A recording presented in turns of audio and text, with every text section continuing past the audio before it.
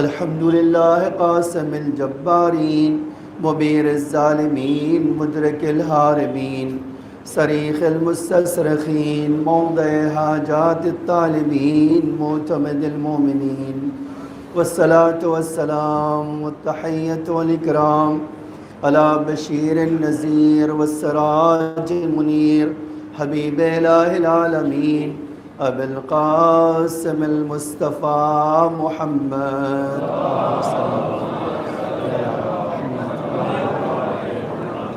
وعلى آلہ الطیبین الطاہرین المعصومین المظلومین الغر الميامین لا سیما الامام المبین بقیت اللہ فی الارضین الحجۃ الثانی عشر الامام المہدی المنتظر صلوات اللہ وسلامہ علیہ اما بعد فقد قال اللہ تعالی فی محکم کتابہ المجید وفرقانہ الحمید وقولہ الحق بسم اللہ الرحمن الرحیم فاستقم کما امرت ومن تاب معک ولا تطغوا. ایک صلوات پڑھیے.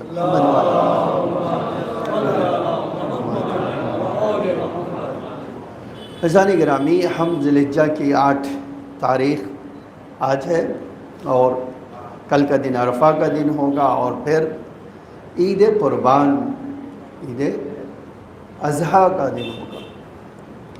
ہمارا خطبہ آج اسی مناسبت سے ہے کہ قرآن میں اللہ تعالیٰ نے ایک موضوع کے بارے میں بہت ساری گفتگو کی ہے، بہت سارے ہمیں حکم دیا ہے، بہت سارے اس کے نتیجے کا اعلان کیا ہے. اس میں سے ایک جو ہے سبجیکٹ ہے استقامت. استقامت کہا جاتا ہے قیام کرنے کو. اور اگر آپ اس کی وضاحت کرنا چاہیں کہ استقامت کا مطلب کیا ہے تو زندگی کو بیلنس کرنا. تھوڑا اور اگر آپ کہہ دیں تو ایک بار انسان اپنی زندگی کو بیلنس کرتا ہے، ایک بار زندگی بیلنس کرنے کے بعد ان سب کی ذمہ داری ہے کہ سوسائٹی کو بیلنس کرے، معاشرے کو، اپنی قوم کو بیلنس کرنے کی کوشش کرے. تھوڑا اور اگر وضاحت میں جائیں اسی لفظ کی تو اس استقامت کا ایک معنی ہے کہ ہر وہ چیز جو سوسائٹی میں غیر فطری ہو رہی ہے، جو طبیعت کے خلاف، نیچر کے خلاف ہو رہا ہے، اس کو پلٹا کر نیچر کی طرف لانا. آپ دیکھیں قرآن نے ایک اس کی مثال کیا دی ہے، کہتے جو اللہ کے اور نہیں مانتے اور بت پرستی کرتے ہیں، اس بت پرستوں کو واپس خدا کی طرف لانے کا نام استقامت ہے.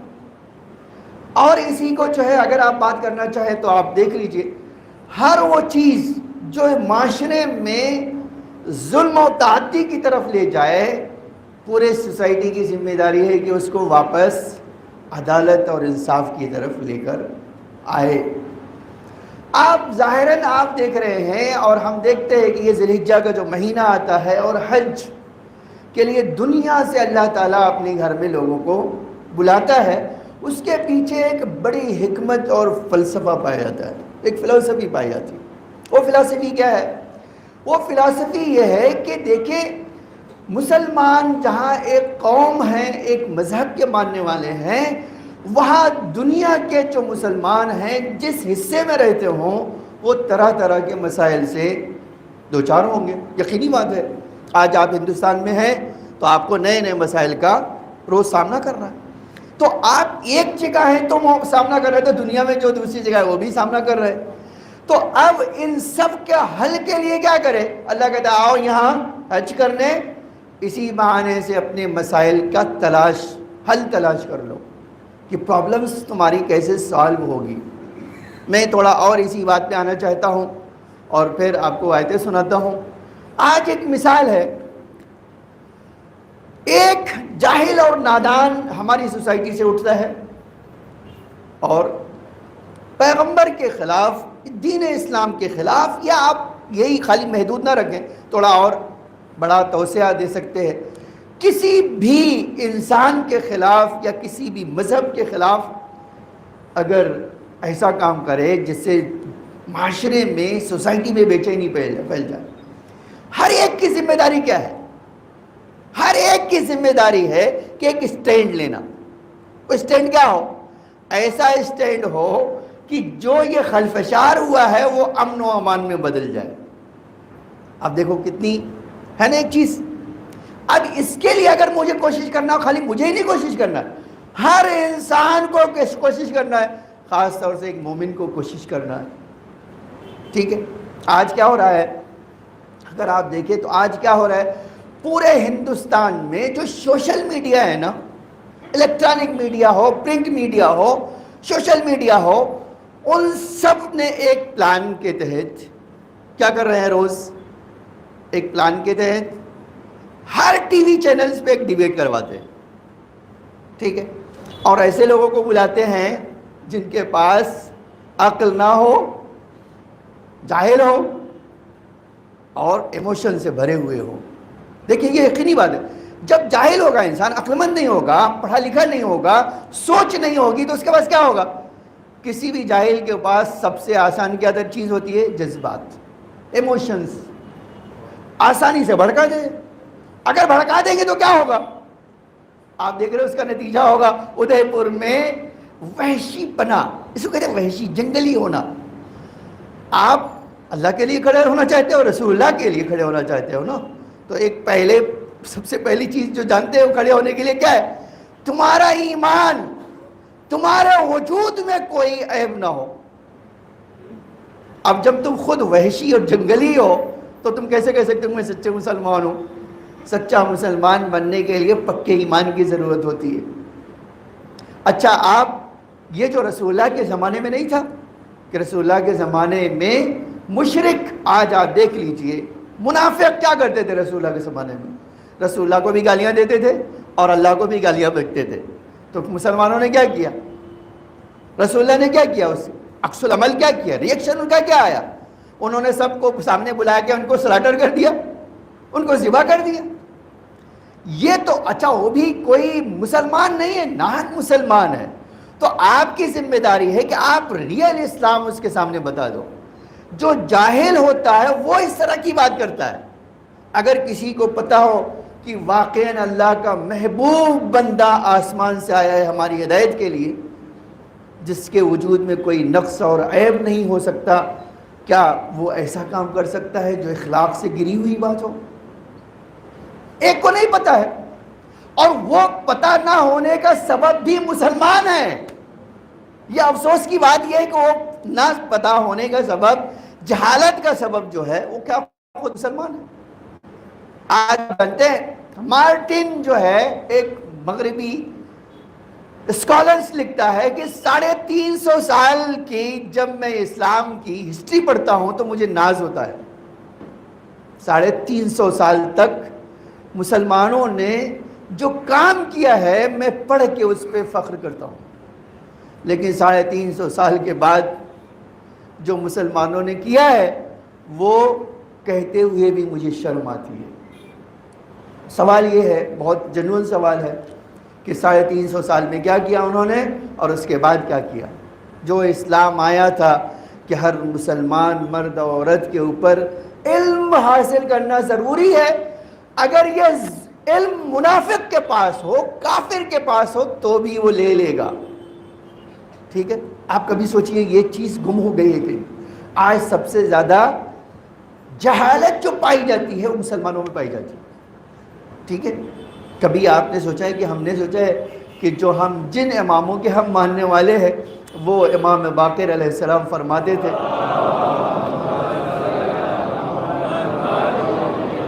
امام فرماتے تھے دنیا کا کوئی انسان کسی بھی مذہب کا ہو وہ ہمارے علم سے بے نیاز نہیں ہو سکتا. یہ نہیں کہہ سکتا کہ ہمیں اس کی ضرورت نہیں. دنیا کا ہر انسان، کوئی انسان ایسا نہیں ہے جو کہہ سکے کہ ہمیں آپ کے علم کی ضرورت نہیں ہے. آپ اگر یہ جملہ خالی یہ کہ بھئی علم اگر ریئل چاہیے، آج آپ جانتے ہیں دنیا میں جس چیز کی تلاش ہے وہ بھی آپ یقین کریں کہ یہ تلاش ہر پڑھے لکھے انسان کے وجود میں پائی جاتی ہے. وہ کیا ہے کہ کون سی چیز سے ہم انسان بن جائیں گے. آج جس چیز کی سب سے زیادہ یونیورسٹیوں میں، کالجز میں، تعلیمات میں، کلچرز میں، مذہب میں تلاش جانتے ہو کیا؟ وہ ایک حقیقی علم کی جو انسان کو تبدیل کر دے۔ افسوس یہ ہے کہ جن مسلمانوں کے پاس ہے وہی اس کے خلاف جا رہے ہیں، وہی اس علم سے خالی ہے، وہی اس علم سے دور ہو گئے ہیں، وہی اس علم سے کیا دور ہو کے کہاں پہنچ گئے ہیں؟ وہ وہاں پہنچ گئے ہیں جہاں دوسروں کا علم انہیں اچھا لگتا ہے، اپنا علم اچھا نہیں لگتا ہے۔ آج اس کی ایک پہچان شیعہ معاشرے میں کیا ہے آپ جانتے ہیں؟ ایک مدرسہ چلانا سب سے دشوار کام ہے اس سوسائٹی میں۔ آج اسی مسجد میں ہم لوگ ایک مدرسہ چلانا چاہتے ہیں تو سب سے زیادہ پریشانی کس بات کی جانتے ہیں؟ پیرنٹس کی۔ وہ آ کر انسٹرکشن دیتے ہیں، مولوی صاحب ایسا کرنا چاہیے۔ اگر مولوی صاحب کو تم ہی پڑھانا چاہتے ہو تو آگے پڑھا دو، تو اپنے بچوں کو کیا ضرورت ہے؟ مولوی صاحب کو بٹھاؤ اور ہر ایک آ کے پڑھانا شروع کرو، مولوی صاحب یہ کرنا چاہیے، مولوی صاحب وہی کرنے لگیں گے۔ تم لوگ تو فاضل و عالم ہو، تمہیں تو کسی علم کی ضرورت ہی نہیں، نہ تمہارے بچے کو نہ تمہیں۔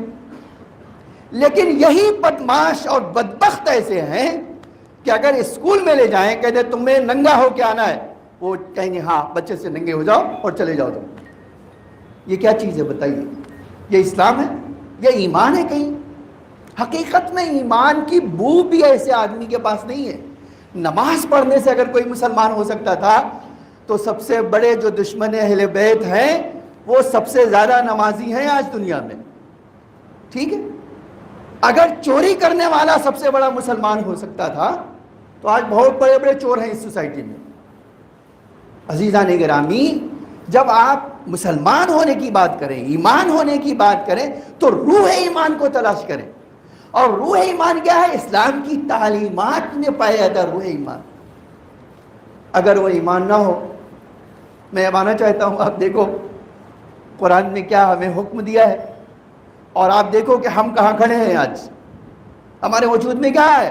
اور یاد رکھیں ہندوستان کے جو مزاج میں تبدیلی آ رہی ہے نا، اگر آپ اور میں نے اپنے آپ کو اسلام کے مطابق نہیں ڈالا تو یقین جانیں وہ خون چکا منظر دیکھنے کو ملے گا کہ کہیں آپ سر نہیں جھکا سکیں گے، کہیں ہم سر نہیں جھکا سکیں گے، اور کہیں دنیا میں ایک جو ہے بالشت بھی جگہ نہیں ملے گی۔ آپ یہ اللہ کا کلام ہے، آپ دیکھیں اللہ کیا کہتا ہے، فرمایا اے میرا حبیب فاستقم کما امرت، میں نے آپ کو حکم دیا ہے اسلام لے جاؤ اور اسلام پر پوری مضبوطی سے ڈٹے رہو جیسا اللہ حکم دیتا ہے۔ عجب جملہ ہے، اس کے بعد کا آخری اسی آیت کا جملہ ہے وَلَا تَطْغَوْا، ایک بال کے برابر ادھر سے ادھر نہیں جانا۔ کس سے کہہ رہا ہے؟ اللہ اپنے رسول سے کہہ رہا ہے۔ پھر اس کے بعد کہہ رہا ہے آپ بھی یہ کام کریں وَمَنْ تَابَ مَعَكَ، اور جو آپ پر ایمان لائے ہیں وہ بھی ایسا کام کریں۔ اگر یہ کام نہیں کیا انہوں نے کہ اللہ کا دین، اللہ کا قانون، اللہ کی کتاب، اللہ کے رسول کے مطابق اپنی زندگی کو نہیں ڈھالا، تو اے میرے حبیب یاد رکھو دشمن تاک لگائے بیٹھا ہوا ہے، گھات لگائے بیٹھا ہوا ہے، وہ موقع پاتے ہی کسی بھی صورت میں چھوڑنے والا نہیں ہے۔ اس سے بچنے کا ایک ہی طریقہ ہے میرے حبیب، آپ ڈٹے رہیے، آپ مضبوطی سے کھڑے رہیے، آپ کے پیروں میں لغزش نہ آئے، آپ کے پیروں میں ارتیاش نہ پیدا ہو، آپ کا ایٹیٹیوڈ نہ بدل جائے ان کو دیکھ کر۔ لیکن افسوس یہ ہے، یہ قربانی کا دن آ رہے ہیں، ذی الحجہ کو قربانی کا دن ہے۔ قربانی ایک علامت ہے، ہم اللہ کے لیے سیکریفائی کریں گے، ہم دین کے لیے سیکریفائی کریں گے، ہم اپنے امام کے لیے سیکریفائی کریں گے، جس طرح مسلم نے سیکریفائی کیا ہے ہم سیکریفائی کریں گے، اس طرح جس نے 72 نے امام حسین کے لیے سیکریفائی کیا۔ لیکن آج وہی چیز، جس چیز کی تلاش امام حسین کو تھی، وہی آج تلاش ان کے فرزند ارجمند حضرت مہدی کو ہے۔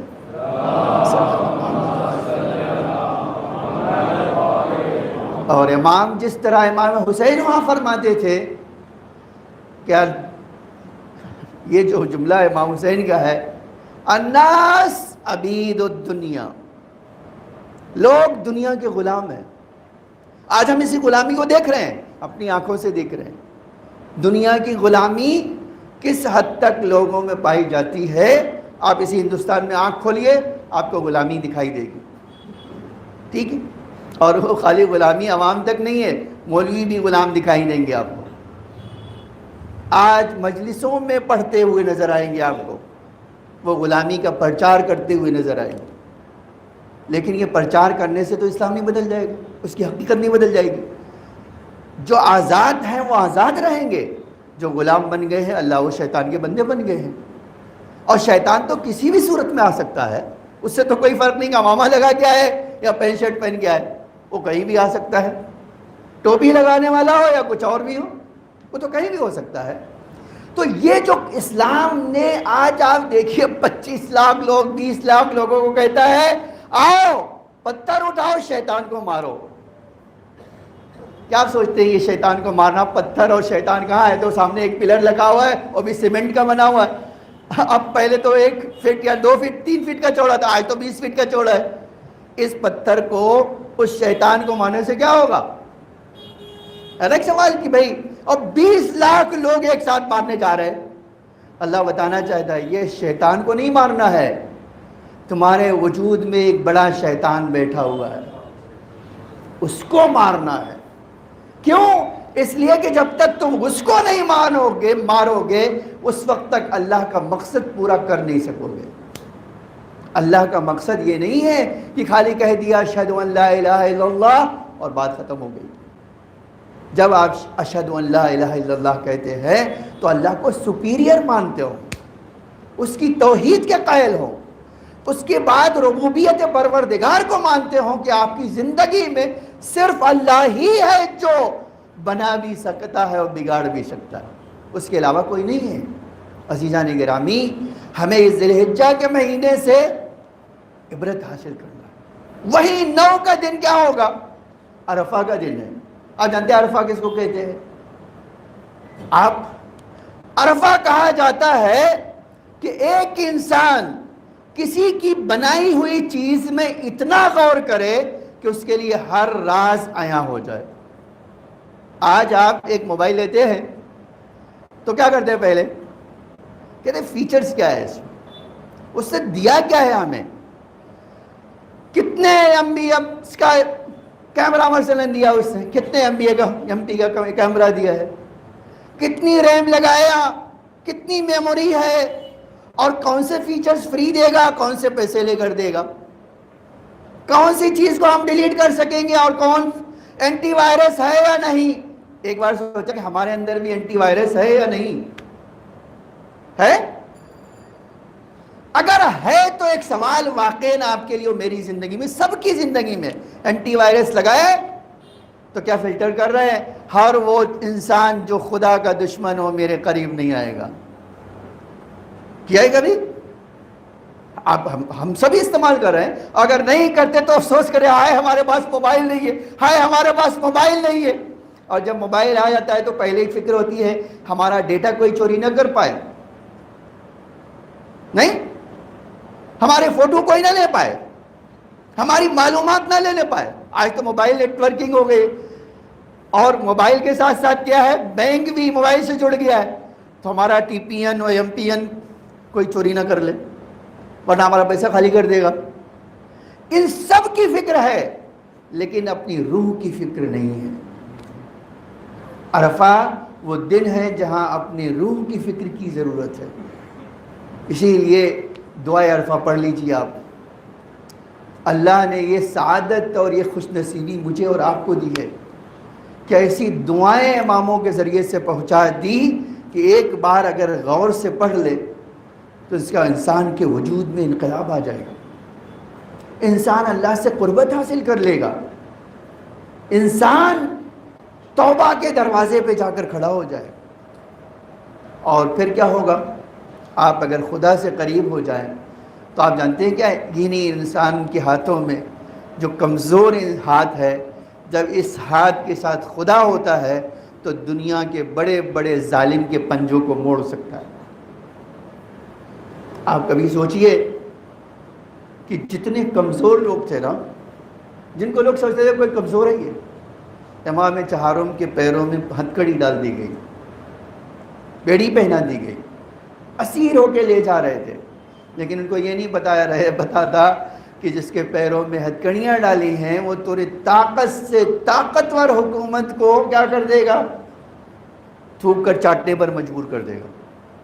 اسی امام نے کر کے دکھایا، جن کو اپنی طاقتوں پہ ناز تھا وہ کہتے تھے ہم ایسے یہ سجاد ہم نے غلطی کی ہے۔ نہیں، یہ کیسے ہو گیا؟ کبھی سوچا ہے ہم نے؟ یہ اس الہی طاقت سے ہو گیا جو اس مصیبت میں بھی اپنے دین کے اوپر حرف آنے نہیں دیا۔ آپ دیکھو وہ بی بی جس پر مصیبت کے پہاڑ ٹوٹ گئے، اس نے ایک وقت نماز پڑھنے میں تاخیر نہیں کی، اس نے مستحبات کو جانے نہیں دیا حد سے۔ یہ کیا ہے؟ نتیجہ کیا ہوا؟ ہاتھ اٹھاتی ہے تو زمین و سمان تبدیل ہو جاتا ہے۔ عزیزو، عرفہ کا دن دعا و استغفار و مناجات اور قرب خدا کا وقت ہے، موقع ہے۔ زندگی کتنے دن چلنے والی ہے نہ میں جانتا ہوں نہ آپ جانتے ہیں۔ ایک ایسا دن نہ آئے جب اس دعا پڑھنے کے لیے انسان ترس رہا ہو۔ آپ یقین جانیں، آپ نے اور میں نے دیکھا ہے اسی 2 سال کی زندگی میں، کہتے تھے نماز مسجد میں نہیں آنا، کرونا کا زمانہ ہے، کہتے 2 رکعت نماز پڑھنے دو۔ آج کہتے 100 رکعت آگے پڑھ لو، آنے کو تیار نہیں ہے۔ یہ انسان، آپ کبھی اندازہ کرو انسان کہاں پہنچ گیا ہے۔ تو یہ موقع ہے، ہر اس چیز کے لیے قیام کرو جو اللہ چاہتا ہے، اس کے مقابل میں کھڑے رہو، مظلوموں کے ساتھ کھڑے رہو، برائی کے خلاف کھڑے رہو، عدل و انصاف کو قائم کرنے کی کوشش کرو۔ تمہارا امام جس مشن کے تحت جو ہے پردے غیب میں موجود ہے، کب تک چاہتے ہو کہ یہ پردے غیب کا وقت بڑھتا رہے؟ اس لیے کہ غیبت کا وقت اس وقت تک ختم ہونے والا نہیں ہے جب تک آپ اور میں اس امام کے استقبال کے لیے تیار نہیں ہوں۔ عزیزان گرامی، بات یہیں روک دیتا ہوں۔ یہ بہت بڑا درد ہے جو آپ کو اور مجھے سب کو ہے، لیکن ہم عملی اقدام اٹھانے کے لیے آج بھی تیار نہیں ہیں۔ اللہ سے دعا کرتا ہوں کہ اللہ ہمیں وہ جذبہ پیدا کر دے جس کے لیے ہم قیام الہی کے لیے کھڑے ہو سکے۔ بسم اللہ الرحمن الرحیم۔ قل هو اللہ احد اللہ الصمد لم یلد ولم یولد ولم یکن له کفوا احد۔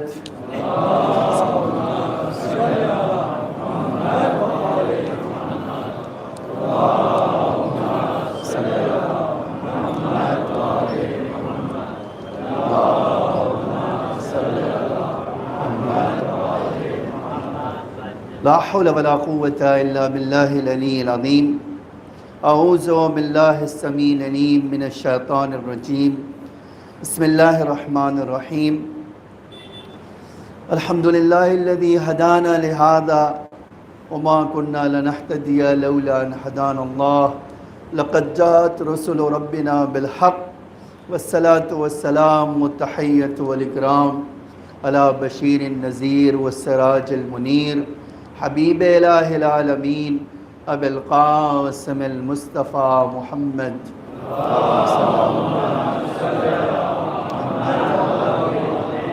وعلى آلہ الطیبین الطاہرین المعصومین المظلومین الغر المیامین، لا سیما الامام المبین بقیۃ اللہ فی الارضین الحجۃ الثانی عشر الامام المہدی المنتظر صلوات اللہ وسلامہ علیہ۔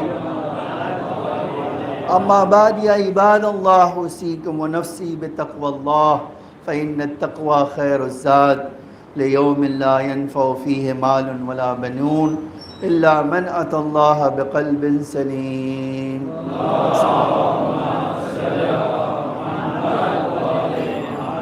جان گرامی، اتفاق یہ ہے کہ کل کا دن جو ہے وہ سنیچر کا دن ہوگا۔ بہت سارے لوگوں کے لیے ورکنگ ڈے ہے، بہت کم لوگ ایسے ہوں گے جن کو نوکری سے چھٹی ملے گی، لیکن اگر آپ کر سکتے ہیں نا تو 2 گھنٹے کے لیے ہی چھٹی لیں۔ اس کی وجہ ہے، دیکھیے آج کھانے پینے کے لیے اور زندگی کے آرام کے لیے ہم روز کوششیں کرتے ہیں، اور یہ ہماری کوشش زندگی کا ایک حصہ بھی ہے اور عبادت بھی ہے، لیکن کیا آپ کو اور مجھے نہیں لگتا کہ ہمیں اپنی زندگی سے نکال کر کچھ اور وقت خدا کے لیے دینا؟ ہم اتفاق ہے یا ہماری قسمت نہیں تھی کہ ہم مکے چلے جاتے اور 9 کو اس میدان عرفہ میں ہوتے جہاں ہمارا مولا موجود ہے، ہم کوشش کرتے کہ اپنے مولا کا دیدار کر سکیں، نہیں جا سکے، لیکن آج ہم اسی دنیا کے کسی گوشے سے یہ کہہ سکتے ہیں نہیں، فرزند زہرا قسمت نے نہیں ساتھ دیا کہ وہاں آ سکیں، لیکن اے میرے مولا اس دور ترین زمین کے حصے سے آپ کو اپنے دل سے باہر نہیں کر سکے ہیں، ہمارے دل میں آپ موجود ہیں میرے مولا، ہم آپ کے لیے تڑپ محسوس کرتے ہیں۔ آپ یقین جانیں عرفہ کا ایک مقصد یہ بھی ہے عزیزان گرامی، یہ جو پروگرام رکھے جاتے ہیں اس کا مقصد یہ ہوتا ہے کہ میں اور آپ اس سے بہترین فائدہ اٹھا سکیں۔ آپ کوشش کریں اس پروگرام میں شریک ہو، زیادہ سے زیادہ دل سے پڑھ سکے، اللہ کا قرب حاصل کر سکے۔ یہ مہینہ ذی الحجہ کا پیغمبر کہتے تھے پورے سال میں 10 دن یہ بہت اہمیت کا حامل ہے، اس کا ایک عرفہ کا دن ہے، اور اس میں سب سے زیادہ جو چیز ہے وہ امام حسین علیہ السلام کی زیارت ہے۔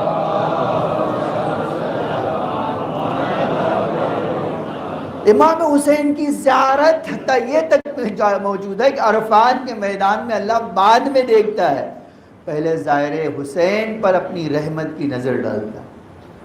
تو انشاءاللہ ہم اس زیارت سے مستفید ہو، یہاں بیٹھ کے ہم امام حسین کی زیارت پڑھ سکتے ہیں انشاءاللہ۔ کل کے دن سے آپ بہترین فائدہ اٹھا سکے اور ہم بہترین فائدہ اٹھا سکے۔ اللہ سے دعا کرے کہ اللہ ہمیں مدد کرے کہ ہم اللہ کا قرب اپنے امام کی رضا حاصل کر سکے۔ اللہم صلی علی محمد عبدک ورسولک وصفیک وخیر خلقک ابی القاسم المصطفیٰ محمد۔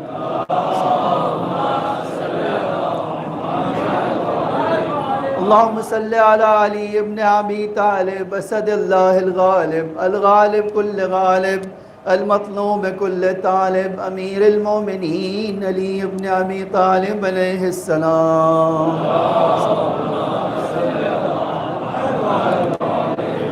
اللہم صلی علی فاطمۃ سیدۃ نساء العالمین۔ اللہم صلی علی الحسن والحسین سید شباب اہل الجنہ امام المومنین۔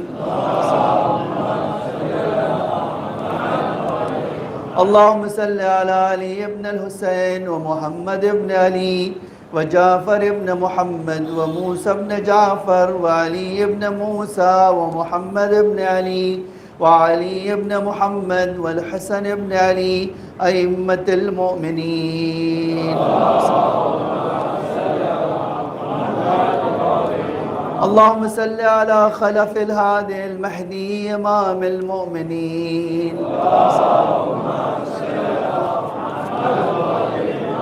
اللہم صلی علی فاطمة وأبیها وبعلها وبنیها وسر المستودع فيها بعدد ما حاط به علمك۔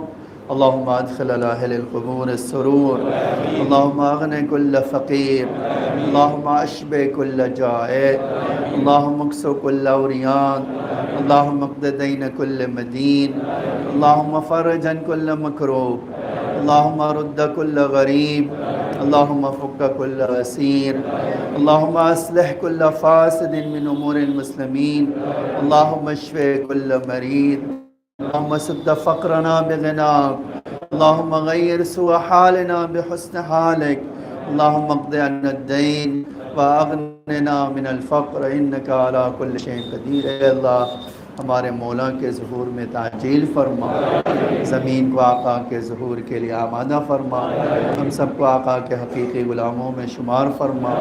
اے اللہ ہم حاجت مند میں اپنی درگاہ سے ہماری حاجتوں کو قبول فرما، ہم سب کی روزی میں اضافہ فرما۔ اے اللہ ہمارے ڈھیر سارے گناہوں کو معاف فرما، ہمارے مختصر سے اعمال کو قبول فرما۔ شیعان علی جہاں بھی ان کی جان و مال عزت آبرو کی حفاظت فرما۔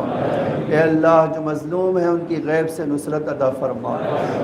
اے اللہ جو اپنے حق کے لیے لڑ رہے ہیں ان کا حق انہیں بازیاب فرما، جو قید میں انہیں قید سے آزادی عطا فرما۔